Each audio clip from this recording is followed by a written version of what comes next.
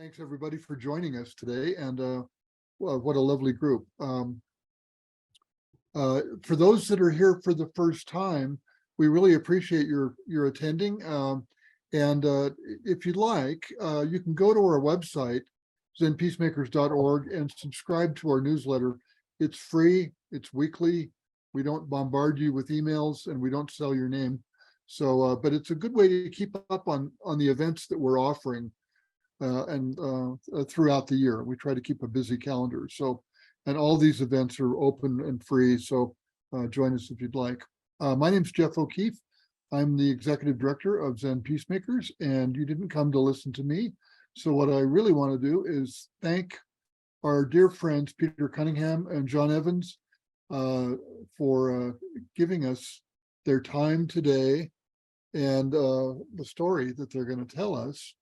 And they're going to talk about the images that Peter has of Henri-Cartier-Bresson shot in New Jersey, and how this all came to pass, and what's going on with those images. Some of you may have seen the piece in the New Yorker, I think it was last week, Peter. And if not, I think it's probably available online. So I'm not going to take up any more of your time. I'll hand the talking stick and the microphone and the Nikon over to my friend Peter KuKu Cunningham. So Peter, thank you very much for being here. You're welcome. Where's the Nikon? I want the Nikon. Thank you everybody for coming. What's going to happen here? I'm going to read the article, the original article that happened about a year ago. I'll tell you more about that. And then Jaune Evans is going to speak. We were partners in making this whole thing happen. She was the producer. You'll hear about that. And now she's a Zen teacher and writer. So anyway, let's see. So this began about 6 years ago when I was in Paris, and my good friend Catherine Pages, who may be here, hi Catherine, thank you, helped me go to the Cartier-Bresson Foundation in Paris and tell them about all these pictures in New Jersey we have. So that meeting happened at Catherine. We actually had to go to an off-track betting parlor in Paris on the way there to pass the time. That was the outstanding memory for me. Anyway, we went there, and they were very nice and heard our story and believed it. But really nothing happened from that. And then this year, our perceived that David Remnick at the New Yorker was from New Jersey. So we thought, interesting place to propose this. So the first step was to write down the story, which I did about a year ago. That's basically what you'll hear. And then my friend Dan Kaufman, who writes for the New Yorker, he's in Wisconsin now, writing about the Supreme Court election. I think you'll be able to read about that in the magazine in a week or two. He helped me polish the piece and then get it to the New Yorker, and they liked what I had written. They were going to publish what I written, and they saw the pictures and decided to put it in the print magazine. And so they used their own writer for that, and they interviewed Jaune and myself. So what I'm going to read you today is the original piece that describes in more detail the process of how this happened and why these pictures were hidden for 48 years. But before I do that, what I want to start with is, this happened like, I don't know, yesterday, it came to my attention. So it's I'm going to be reading from this, my iPad. So this is a letter to the New Yorker from a woman named Lee Klein, who I interacted with on Facebook a bit. Let me see, I have to share the screen. Share screen, this one. So,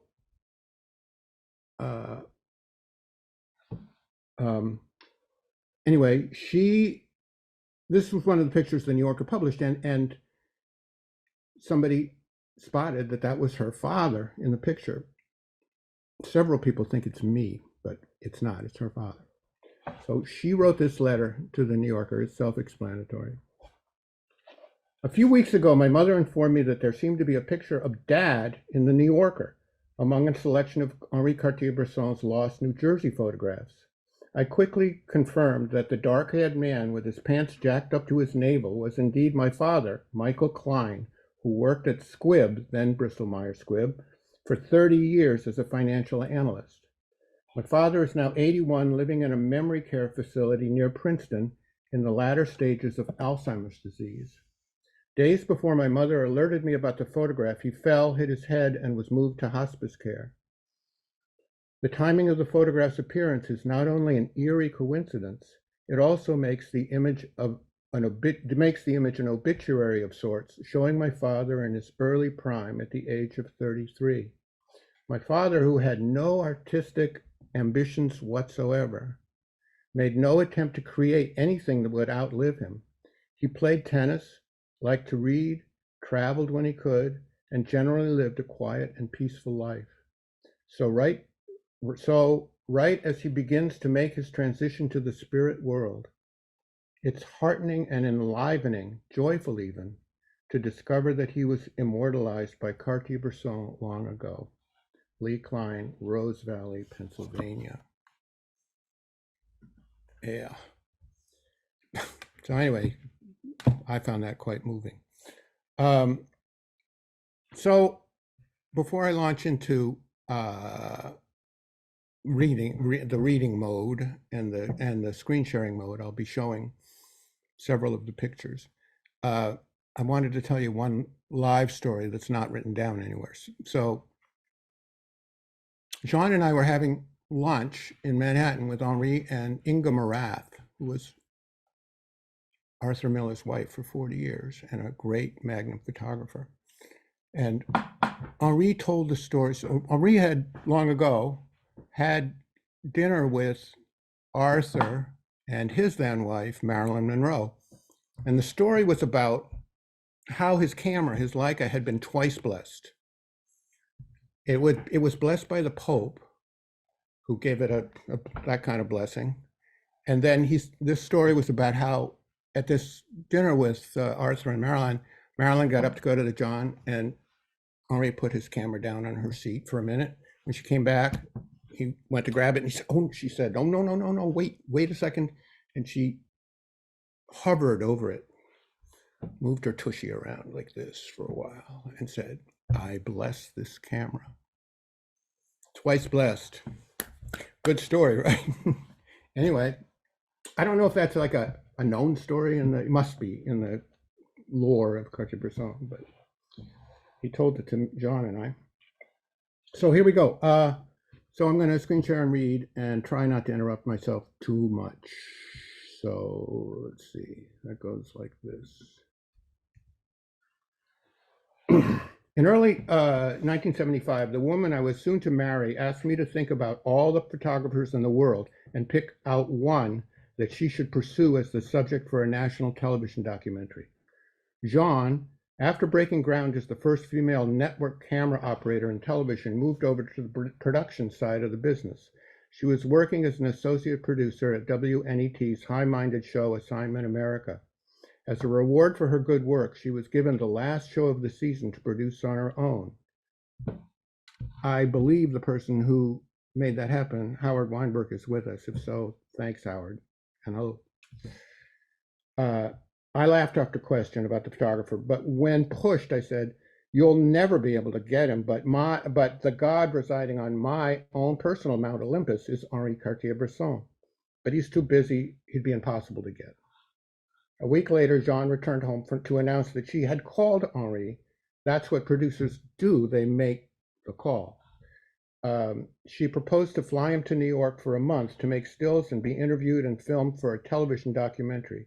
The pay was to be $1,000 plus expenses. I was to be his assistant. I was then astonished to hear that he said yes to the proposition. Astonished. Jaune gave Henri a choice of working in any of the 50 states. He chose New Jersey. "Why did I choose New Jersey?" he said to us later. "Because people make such a funny face when you tell them. You see all the tensions in New Jersey. The differences are so strong. It's a kind of shortcut through America. That's why I wanted to go there, to see what it's all about."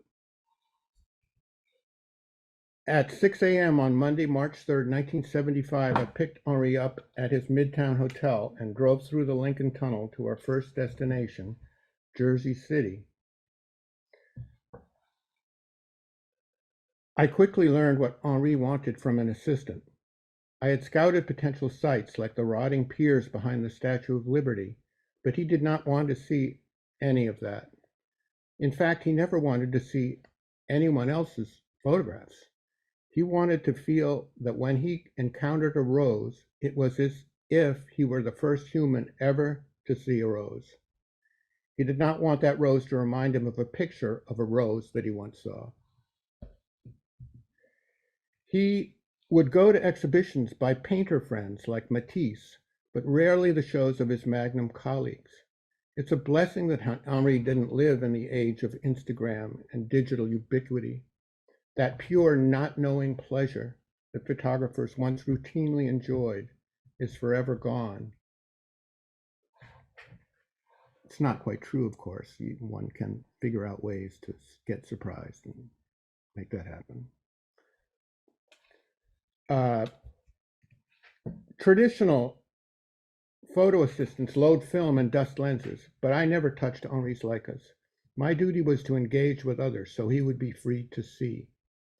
In a room, shoulder to shoulder, we acted like one person, me smiling and talking, pulling the subject's attention, and he looking to find moments to highlight with his all but silent rangefinder.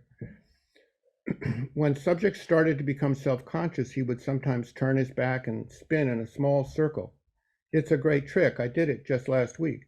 The subject instantly returns to their own concerns, shedding that self-awareness that leads to awkward or contrived images. Henri would say, if people are involved in something, there's no real problem. In the in-between time, whether driving in the car or sharing meals, the two of us were in constant conversation. I was a curious and enthusiastic 28-year-old companion, and we were on a shared adventure. Henri was 68, and this was effectively his last photographic assignment. He spent the next 25 years concentrating on his drawing. Our conversations ranged from political theory to the geometry of the Golden Triangle to art world gossip. It's fortunate that my memory has always been poor. His secrets are safe with me. While I was having the time of my life on the road with Henri, Jaune was in the WNET office doing research and making countless calls.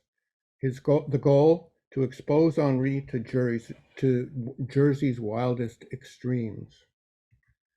One day we were shooting the aftermath of a stabbing in Newark.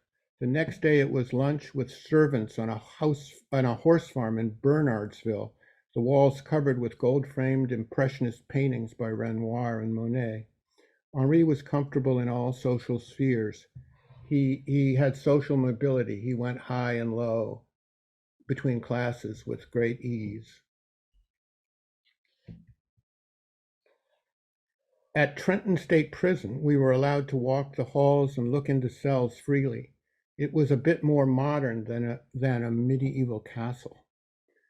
I was getting quite comfortable with Henri by this point, perhaps too comfortable. One cringe-inducing memory came when he placed his camera between the bars of a cell to get a prisoner juxtaposed with the pornographic pictures the prisoner had hung on the wall. I whispered urgently that the picture would be better if he shifted just to his left between the next two bars. It was a fleeting moment that I think he didn't notice. I hope he didn't notice. Yet it gives me shivers to think that I forgot my place. That wasn't the role of an assistant. At Leesburg State Prison here in South Jersey, the prisoners were not constantly locked behind bars. They ate together in an open cafeteria. But we learned that Leesburg used a technique that was new in 1975. They gave prisoners sedative drugs to control behavior. We heard that the prisoners were released to their families after they were let out without a prescription for the drug they were taking in the prison, which seems crazy. We debated afterward whether Trenton or Leesburg was more inhumane. At a chicken farm in central Jersey, he grew angry when he saw 6 chickens held in a small cage while a conveyor belt continuously swept away the eggs they laid. Henri was furious. He railed about how we humans will become as the animals we keep. He was ahead of his time on that one, I think. In France, Henri had become an anti-nuclear activist. He believed that nuclear waste will eventually destroy human life. He insisted on photographing a research reactor in Princeton. It was thinking back, it was a fusion reactor. And also we got him to see the changing shifts at a construction site. That's the picture here, for the soon to be finished Salem nuclear power plant. The desolate image of workers leaving the plant carrying empty lunch buckets in falling snow managed to convey to me both his opposition to nuclear power and his empathy for the workers needing to earn a living. This, I think, is the fusion plant in Princeton. I don't think Henri ever formally studied Buddhism, but he did spend lots of time in China and India, and he certainly knew how to sit at the feet of masters. Jean Renoir, to name one. He was Renoir's assistant on one of the famous films from the late 30s, and I read just yesterday in Wikipedia that Renoir had made him take a couple of acting parts in his films so that Henri would know what it's like to be on the other side of the camera. I never knew that. Okay, reading again. He'd say things like, I think to be able to understand better what one sees, one has to forget oneself and disappear. I'm still astonished by the wisdom that dwelled inside that man. One's gods still makes mistakes, and Henri made his share, such as the time he neglected to load film in his camera. We laughed and laughed. That was memorable. Whenever I need to forgive myself for my own errors, laughter at the memory of mistakes by my master helps me hold on to the ideal of aiming for excellence without falling into the trap of perfectionism.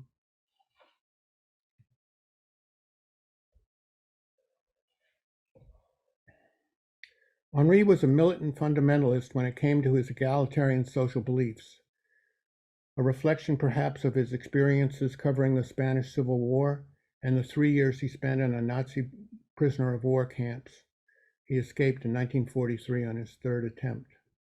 After each day of shooting, we drove back to Manhattan, but once following a long day in South Jersey, Jean booked us a room in a cheap motel with only a single bed and an army-style cot.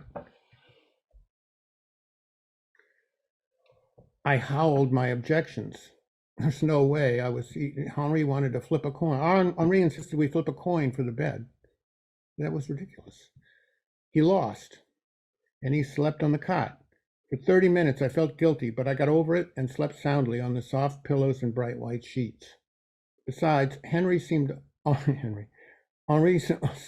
almost prefer the cot. He often told me of his admiration for the traveling style of his friend, Josef Kudelka, a Czech-French photographer who caravanned with Roma or slept on a barn floor of the farmer he was photographing. Henri, this, I should stop and say this is, I guess this was in the New Yorker.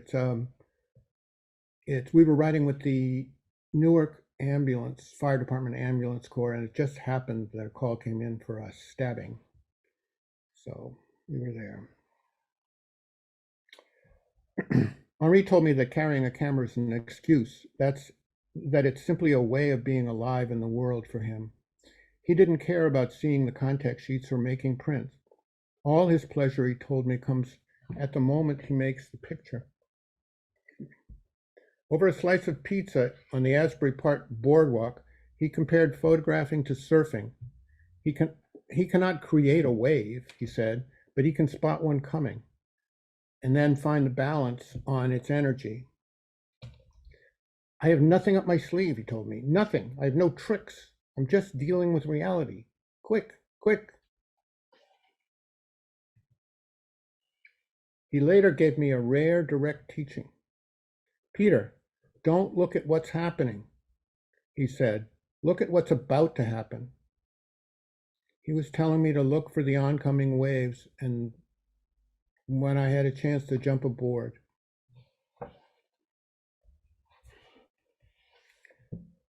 This picture is at the Princeton Institute for Advanced Studies.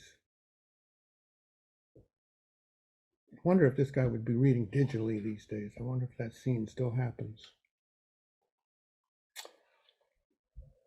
Buddhists call meditation a practice, an endless practice. There is no goal, just daily sitting, breathing, nothing else.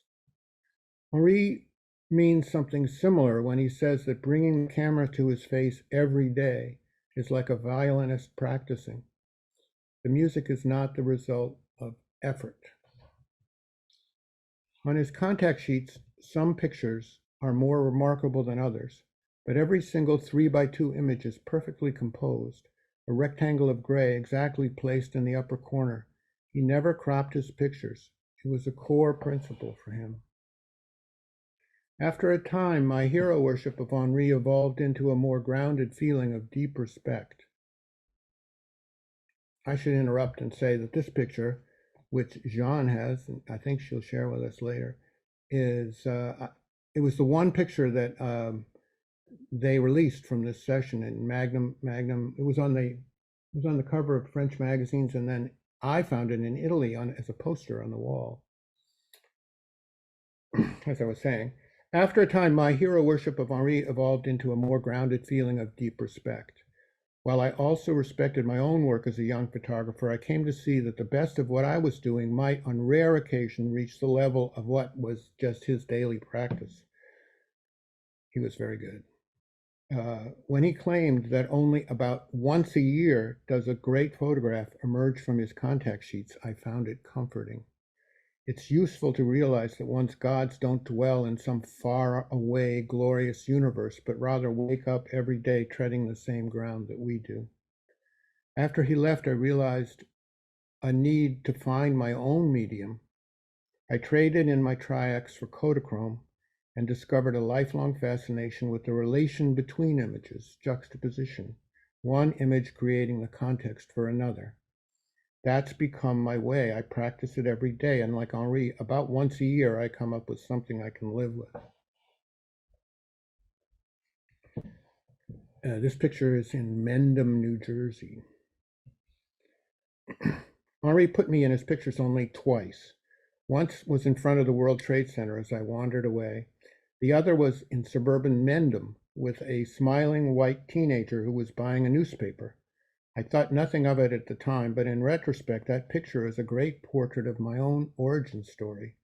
An innocent but enthusiastic kid from the suburbs who knew nothing of the world. The picture itself was not one of his outstanding compositions, but I think he picked it off the contact sheet because he saw in it a part of who I truly was.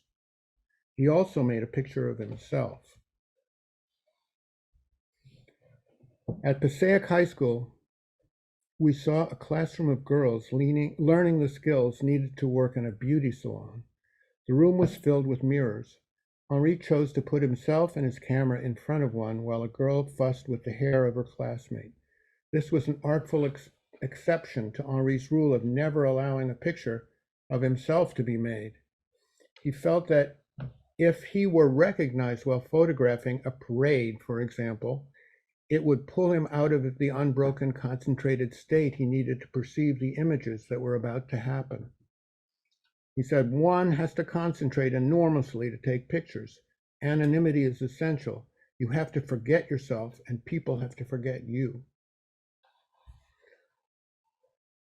Once his colleague, Jean, also a wonderful photographer, dared to raise his own Leica and point it in Henri's direction. Henri knew better, but to his surprise, Henri started doing a jig. He kept dancing as long as Jean wanted to make pictures. I think he shot a whole roll. Henri laughed when he told me that he had noticed right away that in his excitement, Mélie had left the lens cap on his camera.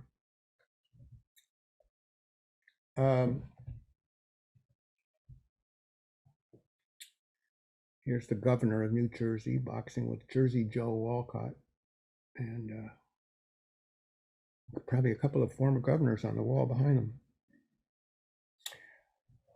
Henri's joie de vivre was infectious, but he also had a furious temper. He told me it was a miracle he had never been incarcerated because of his outbursts. Jean and I felt the force of that anger on the final week of the project. When Henri accepted this assignment, he also agreed to do an interview off camera and allow the NET crew to film him photographing out on the street. From the beginning, I thought this would be difficult. When the time came for him to pose for someone else's camera, Henri transformed himself into a petulant child, running away from the TV camera, hiding out. At that moment, I wanted to put him in jail myself. It was unpleasant, but the show's director was about to make a much bigger mistake of his own. Heike Hinch was the expert printer at the Time Life darkroom and one of two people in the world Henri trusted with his printing. When we finished the traveling stage of our project, we met at her office and went over the contact sheets together. It was the first time Henri had seen any of his work. What mattered to him was the act of making the pictures, not the post-production. He would go through the contact sheet once, make choices, then cut them back further on a second pass. My job was to copy Henri's grease pencil markings onto the other sets of contacts. He said, there's a way of looking at the contact sheet that's just like a psychoanalyst listens without hearing everything, he said. But suddenly something strikes you. Henri made the prints. Henri never saw them.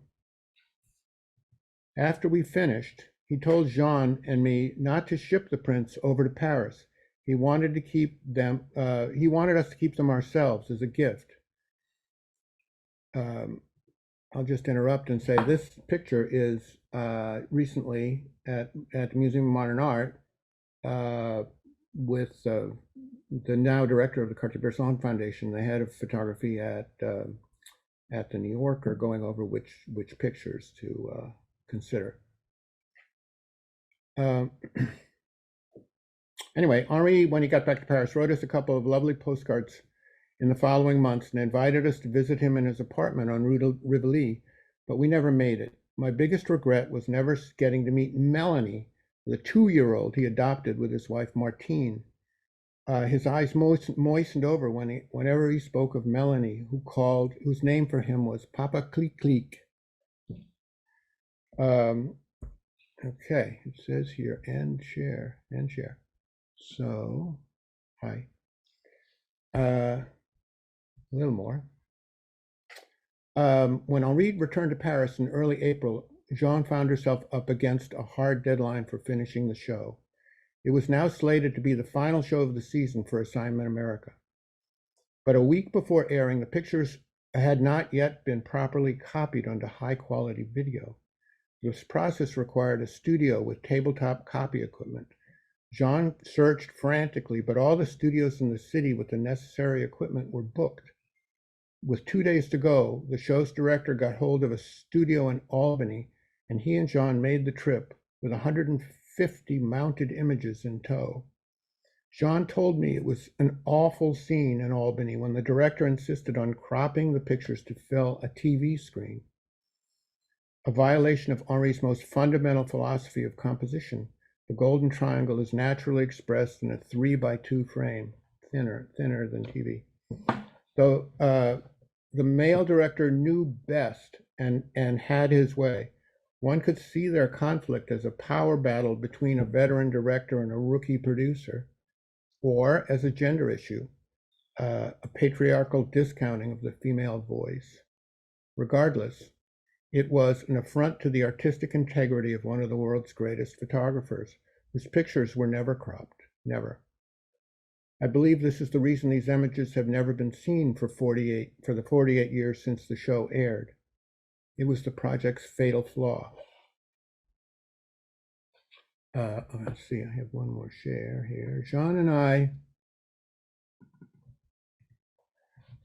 I interviewed Henri at our Greenwich Village apartment, excerpts of which the New York Times published as the paper's lead op-ed the day the program aired. But soon after, we heard that Henri's agent was furious about the cropping debacle. Perhaps it was a coincidence or merely carelessness, but all the copies of the film in the WNET archives and in our personal possession have mysteriously disappeared. The entire New Jersey shoot has been erased. If you check Henri's timeline at the Cartier-Bresson Foundation, the month I spent with him shooting does not exist. I can understand their reaction. Cropping the images for television was unconscionable.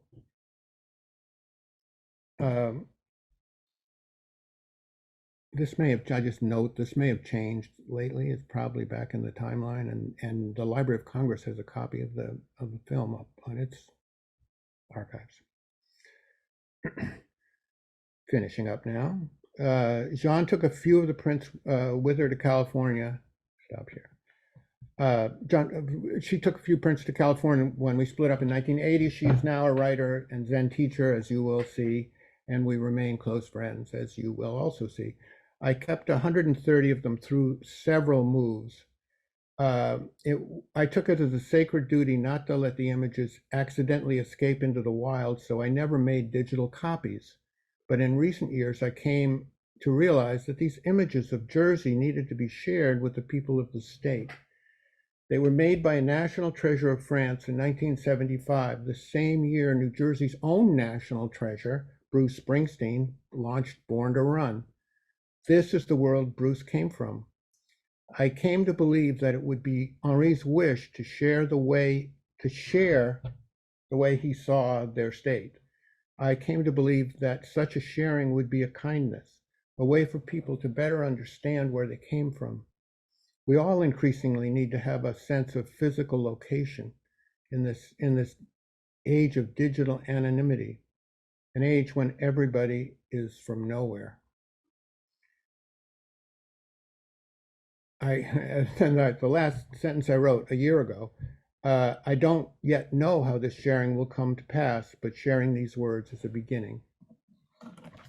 So indeed, it was a beginning when it got to the New Yorker, and then this and that happened, and now we're here. And I hope the future will hold a exhibition in New Jersey. I'm working on that, and at the moment we're also working on a book project in which pictures would be published, and then essays from people who grew up or were in New Jersey when in 1975. There are a lot of them. Would be the featured text. So that's my story, and I'm sticking to it. Jeff, do you want to introduce Jaune? Yes, Peter, thank you. Wonderful, wonderful. And for everybody's, just to inform everybody, by the way, we are recording this session too. So if there's anything you wish to revisit, or if there's others who aren't able to be here today, it'll be on our website here probably within the week, certainly, if not in the next few days. Let's Jaune Evans, if you'd like to unmute and go ahead and take the microphone over and share with us. Thank you, Jeff, and thank you to Peter. Why don't we all just take a stretch for a moment, though? Yes, so that, feel the Zoom fatigue falling away maybe for a little bit more. Thank you so much to Peter for all of that, and for all of who he is. Great blessing in my life.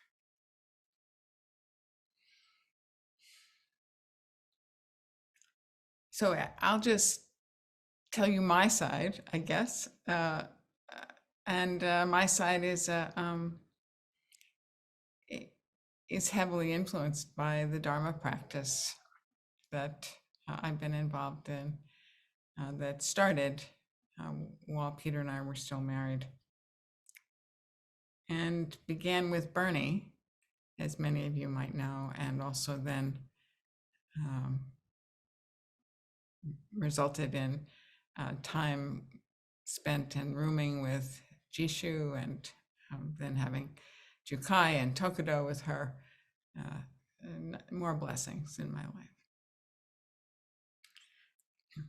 But at the start of this story in 1974, Zen peacemakers and the Three Tenets had not yet been born. Perhaps they were gestating in the great womb of Avalokiteshvara, the Bodhisattva of compassion. We'll never know their exact origins, though, and those were early days of Zen blossoming in America, the Dharma wheel turning east to west. So much was unborn in our lives back then, so much not knowing ahead, so much coming towards us to bear witness to, action to be considered, taken, embodied, and metabolized. So much love to be made, stories to be listened to and told, and so many spiritual roads to travel. And having traveled a few of those words now myself, I've met many Zen masters and spiritual teachers from different traditions, offering beautiful, deep, rigorous teachings.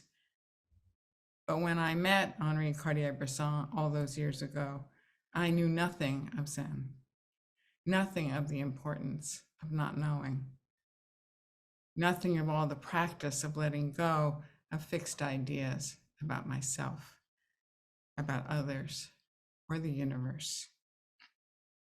Nothing about ancient twisted karma, not about sitting or chanting or bowing or living a life of vow, learning to wake up, to think and act first in service to others. And I certainly didn't think of Zen as the core study and practice of the rest of my life. I didn't recognize Henri as possibly the first Zen master either. I didn't see the documentary project, Why New Jersey, could actually be my first plunge into a lifelong koan of not knowing. So Peter carried the torch, as he says, for caring about and recovering the project. Over the years, he chased so many leads, proposed dozens of ideas to raise interest in the photographs, and sleuthed his way through the New York photo world, trying to bring the project back into public life after it had been disappeared.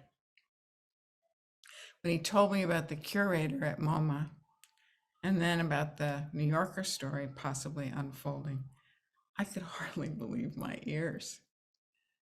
I remember Ara and Peter being on a Zoom, and I remember yelping when I heard this news. And then he chided me with a gentle chuckle, saying, "You lost faith in me on this one." And I hesitated a bit, but I said, "Yeah, maybe so." But it had been a cold case for so long, and my life was so different now, so changed. The disappointment of the documentary's disappearance, long buried under so many of life's losses: homes, loved ones, studios, non-studios, marriages, mortgages, parents and teachers and friends, all dying. Young men wasting away from HIV/AIDS, drought and fire, and now atmospheric rivers flooding our imaginations. Towers falling, white supremacists shooting parishioners in their churches and synagogues, trucks turning into killing machines on sidewalks, Black men killed for traffic stops, hotel maids raped by CEOs. kids in cages at the border, drowned boatloads of refugees and life preservers piled on shore. Genocides and femicides, the banking system collapsing, 7 million dead in a worldwide pandemic. So many lost memories and sufferings. Not exactly a loss of faith in Peter or appreciation for his heroic search, but just so much ancient twisted karma, stuff piled high, blocking my once good memory. What I do remember very clearly is dialing that phone alone in my little cubbyhole office at WNET in New York. My heart pounding, the long distance telephone wires crackling between Paris and New York, my voice quivering, inviting Henri for a photo assignment. "Anything you want to shoot in America," I shouted. "Yes," he immediately shouted back. "Yes, I will come." My heart nearly leapt out of my chest. His voice so excited, very alive, surprised at the invitation. Words, tone, so precise and firm. "Call my agent with dates and terms." And then he hung up. At that moment, not knowing what might come next, Peter and I began to bear witness, to take action in the adventure with Henri, this greatly respected, world-famous photographer known for his artistic style, the decisive moment, and also known for what he could not know and what we did not know or could imagine, his fierce, lifelong commitment to protecting his anonymity and his temper. 48 years later, when I hear Henri's voice once again on the documentary, on the soundtrack I haven't heard so mysteriously for 48 years, his same voice, so excited and alive, precise and firm. I'm surprised at myself to immediately recall every word and phrase almost before he says it, as Peter just said, anticipating what's to come. It's so deeply imprinted in my consciousness, that narrative I edited together to make meaning from fragments, our difficult long ago conversation that almost didn't happen at all. The memory brought tears for who I once was as a naive 24-year-old young woman who dreamed of an idea. And then when I finally viewed that grainy copy of the Library of Congress documentary, I felt such a surge of gratitude for Peter. And also a kind of bemused wondering about what are we supposed to make of it now, if anything, all these years later. Since the story appeared in the New Yorker, we've both received many delighted messages, responses, our 15 minutes of fame in the centerfold of the New Yorker's 50th anniversary issue. Questions, messages from friends and people we've never really even heard of, inquiring about where are the photographs now? Will there be an exhibition? Can we see the documentary? Great questions, but go on. We don't have answers, even now. Why is this story arising? Is it our collective American karma, our inheritance? Gazing into that mirror of Henri's centerfold photograph, our true face hidden by a camera that looks out into the world instead of taking the backward step, as Dogen Zenji tells us, to look inside, to shine the light inside, to lose our ego, to lay down our addictions to fame and celebrity. Our hunger to consume and accumulate stuff, experiences, insights. Our need to compare ourselves to others, to rank everyone in a hierarchy of privilege. Does the story help to humble us, to remember so much suffering occurs because of how things in life don't always go the way we want them to? And yet we insist. Maybe I could mythologize and romanticize more about how fantastic it was to work with Henri, but as you've heard, that's not altogether true. Nor is it what makes the story still so compelling. I believe that it is its lostness and then its reappearance. It's a rising from the almost dead after 4 decades. And its wonderful relevance, resilience, a coming back to life through Henri's insights and images, many of which still directly apply and can be useful to our life today. You see all the tensions in America, he says. The differences are so strong. To be able to understand what one sees, one has to forget oneself and disappear. People are not prepared to have their standard of living more, how shall we say, frugal. If there was not so much waste, he said, difficulties wouldn't be the same. It seems that humanity hasn't foreseen many things, and that reality has the last word. These are enlightening and enlivening words, wise and compassionate, the foundation of Buddha's teachings.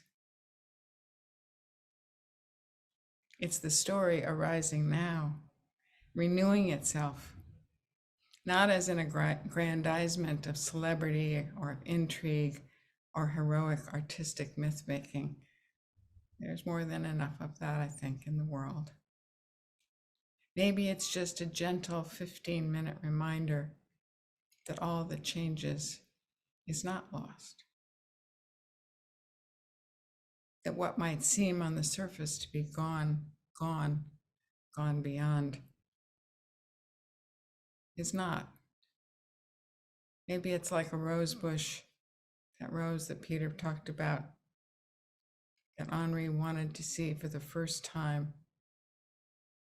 But we're in the dead of winter. We don't know that it can generate a new shoot in the garden as seasons and ideas change, as hearts open. Maybe it's also possible it's arising to remind ourselves that lifelong friends can be people who have partings, renewals, challenges, different dreams. That reality really does have the last word, and that reality can be about love, not about the delusion of separation. So many questions arising, turning, so much unborn still, this cloud of unknowing. It is and was Henri's total commitment to physical anonymity, not revealing his face, maybe not revealing his true nature, that continues to hold my attention. And you, the audience, are hearing for the first time that despite having agreed and signed a contract to do actually an on-camera interview in which he would reveal himself, he declined at the end by trying to charm us, offering instead that masked image of himself in the beauty class mirror and the opportunity to film him from behind as he shot photos and ran away from us in those streets of Newark. And then finally consenting to a tension-filled audio interview over a bottle of wine in our apartment on that last night in New York. So that part of the adventure ended in ways we couldn't have predicted or understood.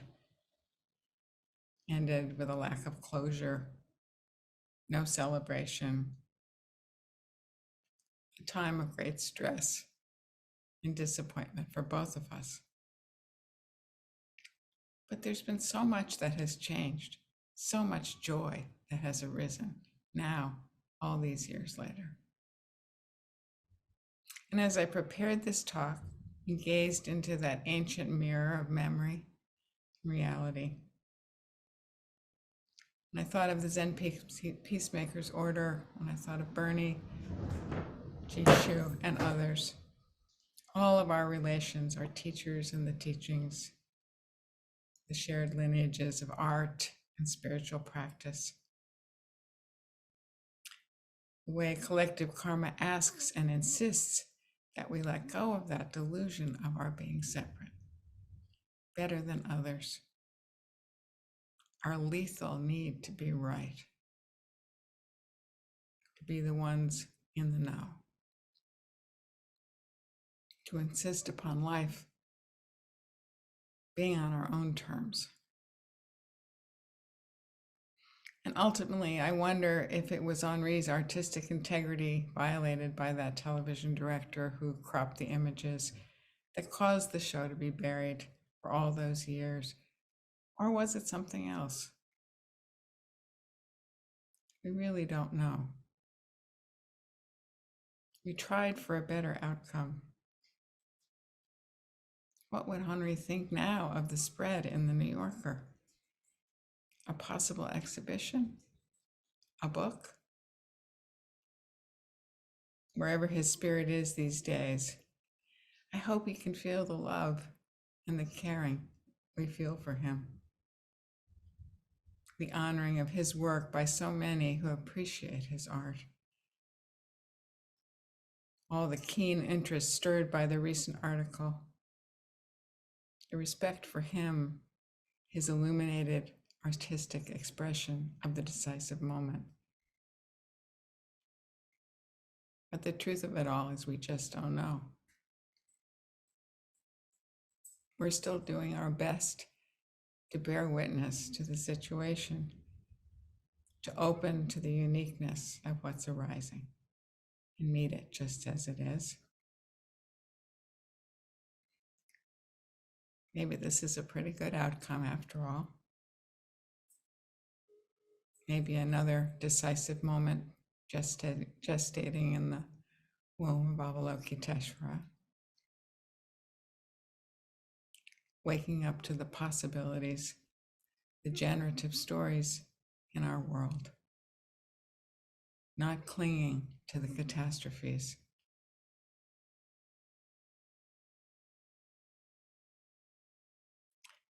Maybe as we take action and let go, not having our way, reducing our comfort and clutter. Maybe the moment is arising that fits the situation perfectly. Maybe. So many of you will recognize my closing word, the Zen Peacemaker's Three Tenets. It's impossible to predict what the action in any situations will be, or the timetable for when it will arise or what might result from it. The underlying intention is that the action that arises be a caring action, which serves everyone and everything, including yourself, in the whole situation. Sometimes the action is as simple as continuing on with the practice of the first two tenets of not knowing and bearing witness. The very practice of the three tenets is itself a caring action. And though the action that arises from the engagement of not knowing and bearing witness is spontaneous and often surprising, it always fits the situation perfectly. Thank you for listening to my talk and for letting me go back in time with you.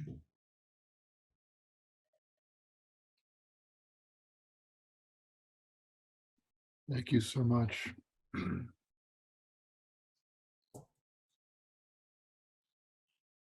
Let's be still for a minute.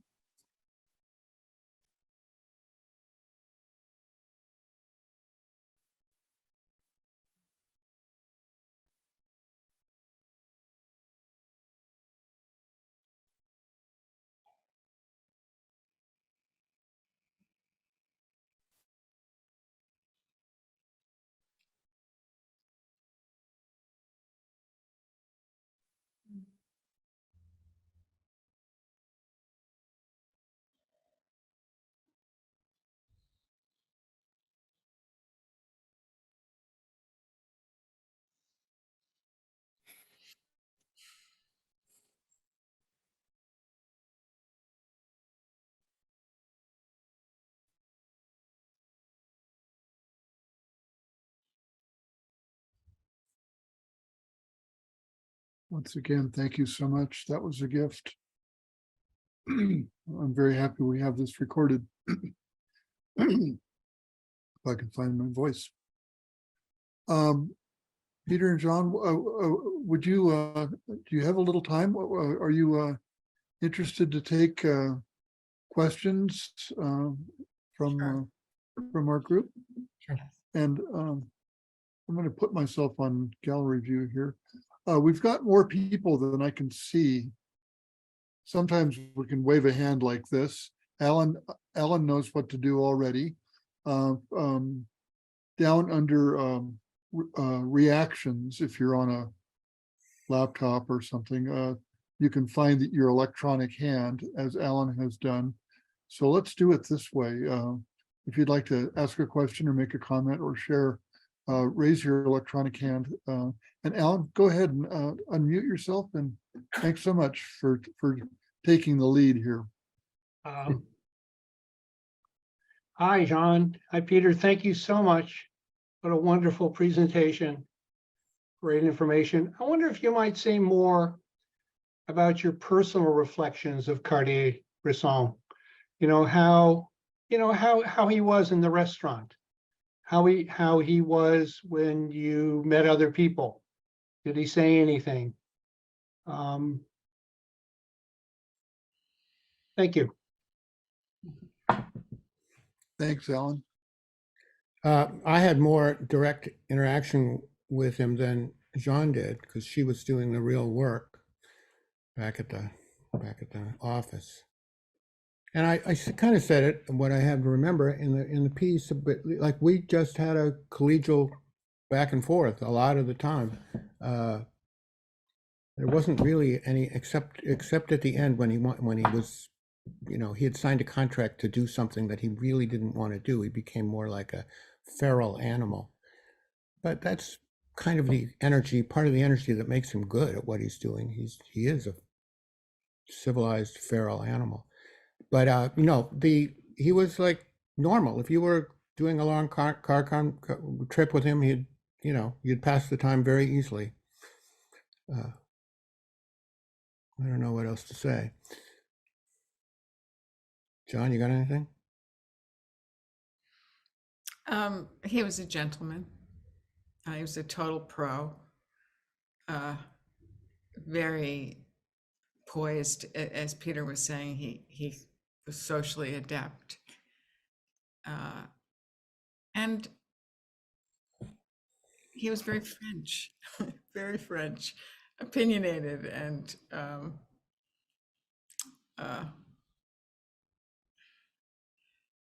was, I believe, looking at America as a younger sibling in some ways. He wanted to see it, and he was fascinated by it, but he also had criticism of it, and would be very outright. Yeah, he was aggressively curious. Like, he was just interested in everything. And I hope I don't embarrass you, but there's somebody on here, Harry Alderling is here, who is a fantastic photographer in Japan. Are you in Japan right now, Harry? No. I'm in Holland. I didn't visit Japan the last 2 or 3 years, so I hope to visit it again. Your pictures from the streets of Japan are fantastic, and I only point that out right now because I don't know you so well, but from your pictures, you're a curious guy, and you just are turned on by the things you see around you in life. Henri was like that. And at my better moments, when I have enough coffee, I'm like that too. Well, Alan asked a similar question. So I was really interested, how did he approach the people? Did he make contact? Did he speak with them? Or did he ask? Or that kind of things? I did that. When we were shooting, he didn't talk. So everything was set. John set the situations up so people knew we were coming. So we weren't really dealing with strangers so much, like you do on the streets. It's hard.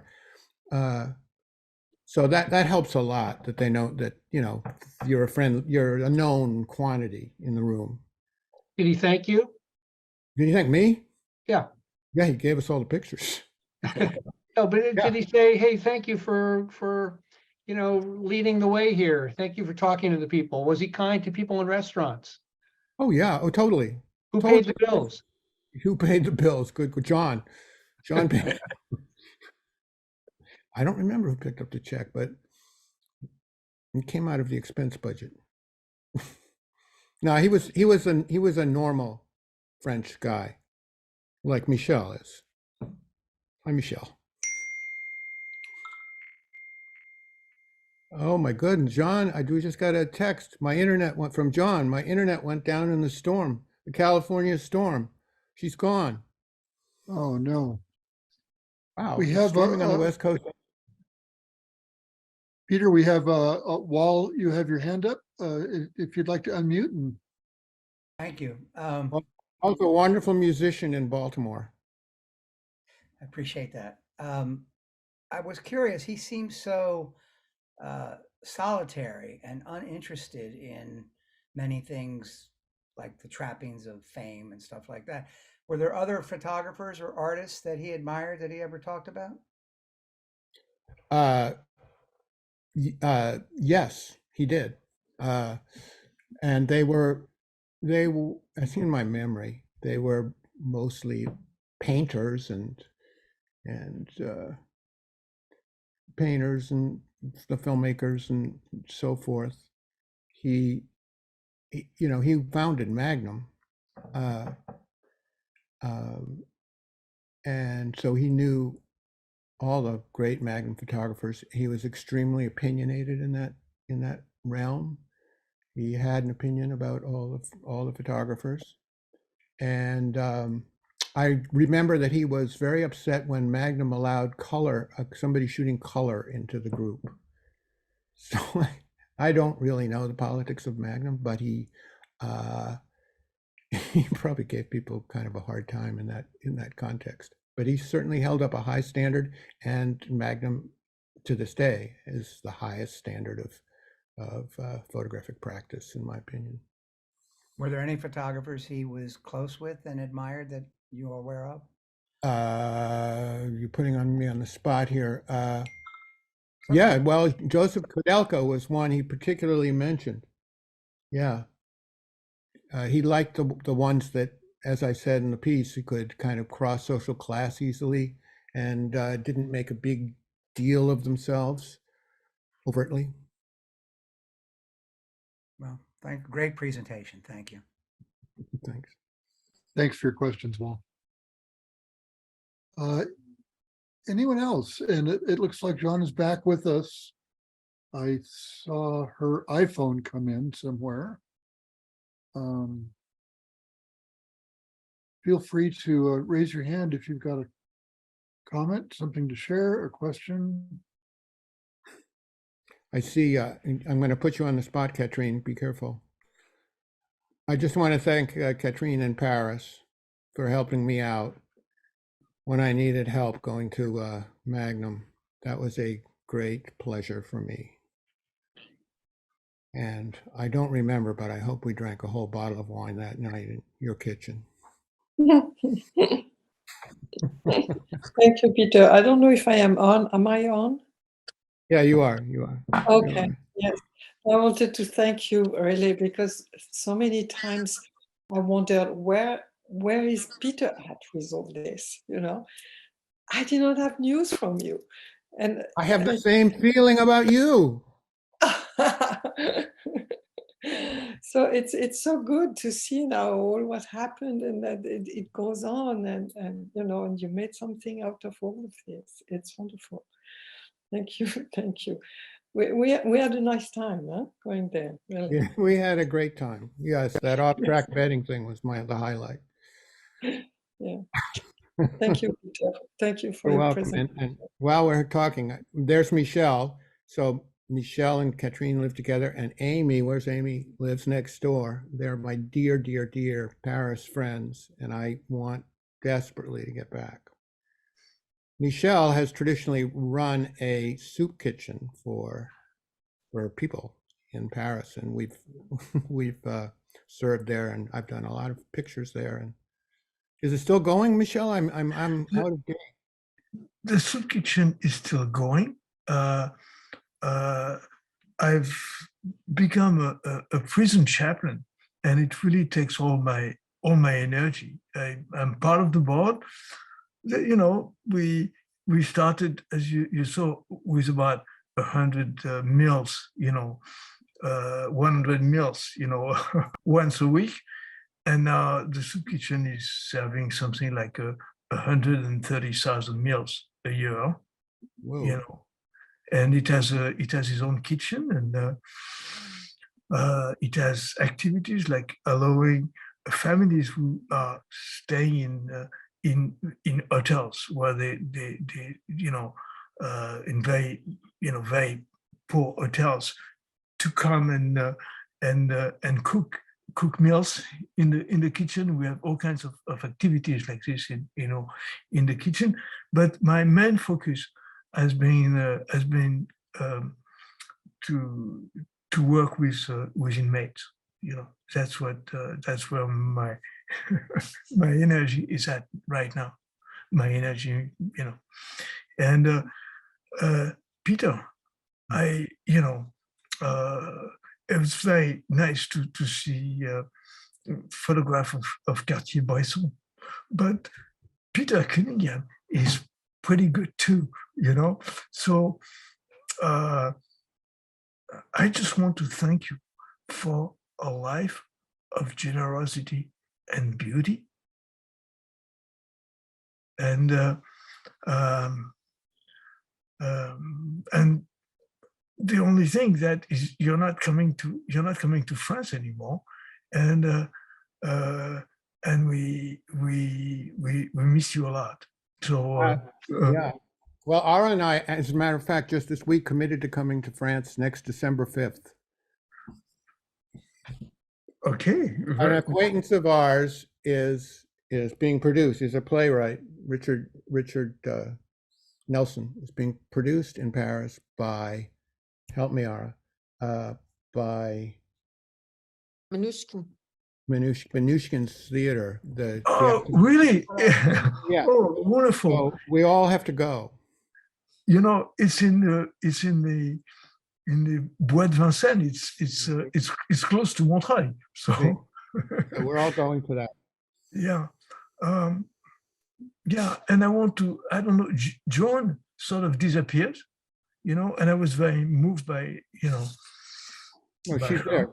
I'm here, actually. Oh, okay, okay. You just disappeared from I'm on my. my, well, I'm frame, on so- my phone because the storm is so wild here where I am that it knocked the internet off. So I'm on the phone, but how nice to meet you. Yes, yes, and thank you so much for a life of serving and thank you. Thank you. Yeah, thanks for what you said to Peter too. Thanks, Michelle. Nice to see you. We have a few more minutes if anyone else would like to comment. Nick, I see your actual hand. Is that Oh, Nick. Nick, what are you doing here? Don't you have patients to see?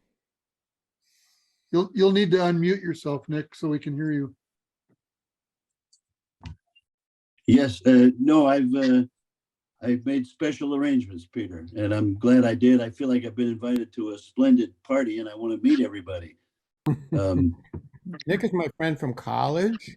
We played soccer together, and he ended up sentenced to a life of talking to people.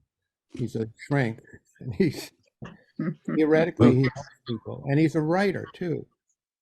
Well, I'm off duty right now, but I did have a question I probably best address to you, Peter, because you mentioned in your own work how you have often been interested in images that are juxtaposed one with another so that there's a sort of connection and they create, I suppose, a narrative. And I wondered, watching this, which we saw a variety of images, but I wondered if Cartier-Bresson also had a notion of a narrative. It seems in some ways like there was one, but maybe one provided by the contract more than by him, because the contract was to do images from one state, or at least that's what I understood. And if there is something like a narrative that's embedded in these photographs, does it then depend on the sequence in which they're presented? Yeah, so let's see. Maybe they were presented in a sequence, John, in the TV show, but I think we didn't really discuss what he was trying to do, but the kind of unwritten understanding was that we were trying to do a cross section of the state, a portrait of the state. So, there's 130 or 40 pictures here, but a lot of them are just pictures of how, fancy houses or downtrodden. So I think he was trying to do particularly the class difference in New Jersey. And he succeeded at that. So, but when we edit them for individual pictures that are, outstanding, decisive moment pictures, they edit themselves down pretty quickly because a lot of them were done for a TV show, for a narrative, for that narrative that you say. It's the portrait of the state. I hope when we get to exhibit it that we can use a somewhat broader range of pictures than we have now, because I'd like to restore that intention to the collection. Well, thanks to both of you. This was very interesting to listen to. Yeah, thanks, Nick. John, I'm just going to say that in the spirit of Henri-Cartier-Bresson, when this closes down, I'm putting on my boots and going outside and making pictures in the snow. Oh, good. Thank you. That's all I wanted to say was thank you.